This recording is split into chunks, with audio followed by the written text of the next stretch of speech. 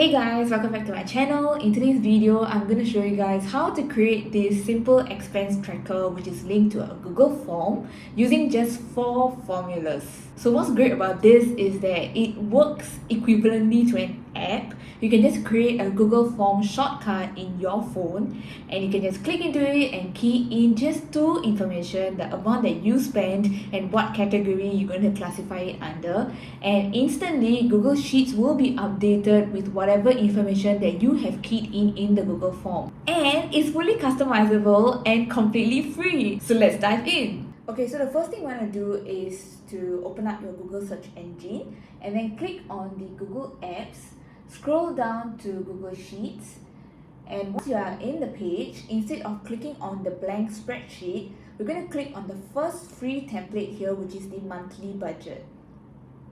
So we're going to be editing from this free template instead of creating one from scratch. Okay, so if you notice here, the first tab, summary tab, has a lock sign here, which means that there are certain cells that you're not able to customize and it's protected sheet. So what we're going to do first is to duplicate this sheet, and once we have done that, we're going to go ahead to delete this first tab. And when you get this prompt here, whether you want to delete this sheet, just click OK and just click OK again. We can also delete the transactions tab. We wouldn't be using this. Then let's rename this to summary. Okay, so we will be deleting rows 1 to 6. Delete. And then the first row, I will just reduce it something like that, which personally I just feel it looks aesthetically nice. So likewise, I'm going to do that for column A. And then I'm going to be deleting rows 5 all the way to row 17. Okay. Next, I will also be reducing this row number 4 just to make it closer to the title. Okay, so since this is a simple expense tracker and we are not going to include budgeting, it's purely just for expense tracking, we only need one column under the expenses section. So we'll go ahead and delete column E and F such that we only have one column, and we'll rename this to spent. The next thing we're going to do is to delete the entire right section.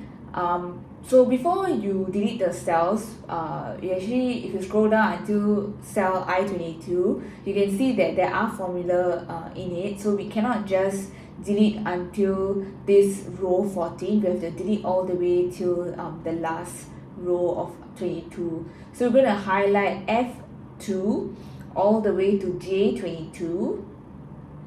And this is the entire section that we're going to delete. We're going to click delete cells and shift up. Okay, so I'm just going to do a bit of cleanup here. If you see, the title is chopped off, so I'm going to highlight until the next cell and I'm going to click merge. Then for the expenses section, I will be deleting the last 3 rows since it's custom category. For the rest of it, I'll just leave it as it is for now. So the next thing we're going to do is to include a pie chart. So we will highlight B9 till D19, click on insert chart, and then we will change it to pie under the chart type. So now you get this error because if you notice here, the column C is actually merged together, which is the second column in this case, and that's why it's causing the error. So we're going to tweak the data range a bit. Click on this window looking icon here, and then we're going to change this to B9 to B19, and then we will create another one which is D9 to D19. So basically we're splitting this table into 2. So we just want B9 to B19 for the categories and then D9 to D19 for the amount spent. Click on OK, and then you already have your chart here. So you only see one big circle because there are no additional value, the additional data in it. You only see one data, which is home. So let's say, for example, if I were to add maybe 200 under pets, then you can see you get to see 2 categories now in the pie chart. Okay, so the last part of the setup we will click on H2, we will write in month. And then for I2, we're going to insert a drop down chip. So we go to click on insert, drop down, and in this drop down chip, you're going to have the option of choosing between the 12 months, Jan to December. So let me teach you a shortcut. Instead of typing Jan to December one by one, what we're going to do is insert a column to the right, and then I'm just going to type here Jan. I will drag that down until I get December. Okay, that's a bit too much. So under the data validation rules sidebar, we will change the criteria to drop down from a range. Click on this window icon thing to select a data range, and then we're going to select L5 to D16 and then click OK. So you have your 12 months here, and then I'm going to click done. Okay, and then we're going to go ahead and hide this column because we don't need this. So I'm just going to select a month, let's say October. We will also change the font to Railway because that is the font that I have used here. I'm going to bold this as well. Okay, and then we're done with setting up the Google Sheet. The next thing we're going to do is to set up the Google Form. So we will click on Tools, click on Create a New Form. This will open up the Google Form. So over here, you can choose whichever title that you want. I'm going to stick to this. My first question, I'm going to change it to amount. This will be a short answer question, and I will click on required because we need to key in an amount. Then I will click on this plus icon here to add a question. So for the second question, I will type in category, and it's going to be a drop down option. So instead of retyping all the categories, you can just toggle back to your Google Sheets, copy these entire categories here, which is from B9 to B19, go back to your Google Form, and then you just have to paste, and all your categories will be listed here. So this will also be a required section. I will also include one more question, and I will leave it as remarks, just in case you want to key in certain details about the amount. This will not be required because it's up to you whether sometimes you're in a rush, you don't want to type in the remarks, you can just leave it as blank. And we are done with Google Form. So we're going to click on send. To retrieve the link, click on this icon here. Let's shorten the URL. Copy this. If you're a Mac user, you can actually just paste in your phone. It's super cool. If you're an Android user, you can just create your web WhatsApp, open up your web WhatsApp, and then send this form link to yourself. And then we will now proceed to see how we're going to create the Google shortcut using our phone. Okay, so firstly, open up the link to the Google form. Okay, so if you are an Apple user, you just have to click on the share option, which is at the bottom. Then you scroll down and select on add to home screen. And if you're an Android user, you will be clicking on the menu bar, which is the 3 dots on the right side of your phone. And once you click there, you will click on the add to home screen option. You will have this option for both Mac and Android users, whether you want to rename this shortcut. So I'm going to stick to the current one, and then I'm going to click on add. So now you can already see a Google form is instantly created and added here into your home screen like an add. So now we have both the Google Sheet and Google Form set up already structure wise. Now we're just going to add in the 4 formulas, and then we're going to see how this works. So the first formula that we are going to type in is to achieve the dynamic title, which changes when the month changes. So you're going to replace the current title at B2. You're going to type in your equal sign, concatenate, I2. You can either type I2 or you can just click on the cell. And then we will type in with a space.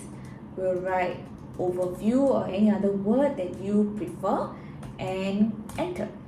So we have our October overview. So if you were to toggle now to June, then it changes and you have achieved your dynamic title using the first formula.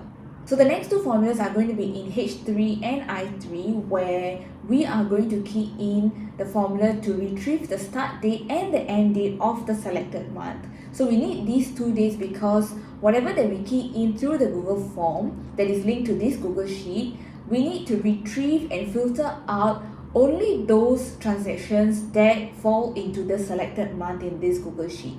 So for that, we need the start and the end date. So we want H3 to reflect 1st June 2024 because that is the first date of this month. So we will type in equals date value. We'll do a string 1 dash and close the string. So this is to get the date 1. And we need the month, which is in I2. We got that already. Then we click N again. And now we need the year. So we'll put year of today. So this, we're using a year today instead of 2024 is so that you can always use this spreadsheet even in any other future years. You don't need to restrict it to 2024. Then once that's done, click on enter. And it's going to show you in this weird number here because we have not formatted this value. So we just go to format, you go to number, and then we will change it to day, day, month, month, year, year. So now we have 1st June 2024. Next, to get the end of the month, we will go to I3. We will type in equal EO month, which gives the last day of the month. We will click on this H3, which is the cell before, and then we're going to type in 0. Again, same issue. So instead of redoing, I'm just going to click on this paint format and paint here, and we have gotten the end date of the month. So now we have the start and end date already. So we have done with 3 formula. Let's go to the last formula, which is going to make this whole thing work. So the last formula is to count the total amount spent for each category, and to get the total amount spent, we are going to retrieve it from the responses that you have submitted using the Google form. So once you create the Google form just now using the tools, if you notice here, there's already a tab that's created automatically named Form Responses 1. So in this tab, you will start to see all your transaction logs. Right now it's empty because we have not used the form yet. But once you start keying in, you will have the date, which is automatically keyed in on the day that you are submitting the form. So you don't even need to type in the date. Then whatever amount that you key in and the category that you have chosen, it will automatically be updated here.